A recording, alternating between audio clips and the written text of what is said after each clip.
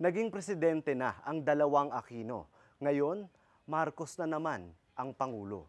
Marami nang nagbago, pero marami pa rin ang hindi nakakalimot.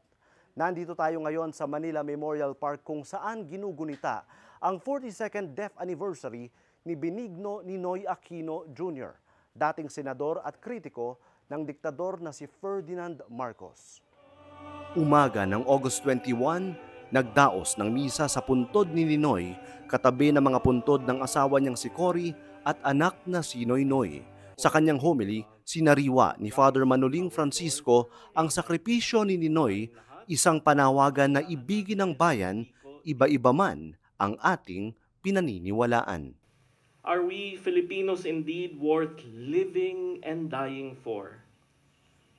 All of us gathered here, are we willing to serve our kababayan, whatever their moral disposition, whatever their political affiliation, whatever their sexual preference, whatever their religious commitment, or even non-commitment? Is our love for our people truly inclusive? For Ninoy, who tried to embody Jesus' gospel, there were no boundaries, no distinctions. Basta Pinoy, basta kababayan, you are worth dying for. There's really nothing left to say except thank you po. Nagpasalamat sa mga dumalo ang apo ni Ninoy na si Kiko Aquino D. Pagkatapos ng misa, pinag-usapan namin ang kanyang lolo Ninoy sa panahon na Marcos uli ang binoto ng tao.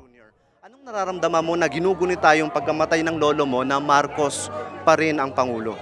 Well, ang ibig sabihin lang po tuloy pa rin ang laban. No? So, ang para sa akin, hanggat hindi pa kinikilala ng pamahalaan ng mga mamamayang Pilipino na mahalaga yung buhay ng bawat isang Pilipino at pag nilabag yung karapatang pantao ng kahit sinong Pilipino, presidente man yan, senador or karaniwang mamamayang, hindi talaga yan katanggap-tanggap and talagang hindi po tayo titigil sa laban natin hanggat hindi pa rin po tayo nagkakasundo dun na sagrado talaga yung buhay ng bawat Pilipino.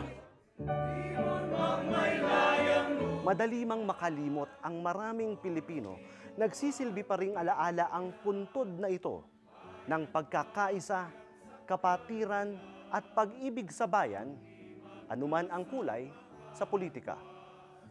Paterno West Makel, Rappler, Manila.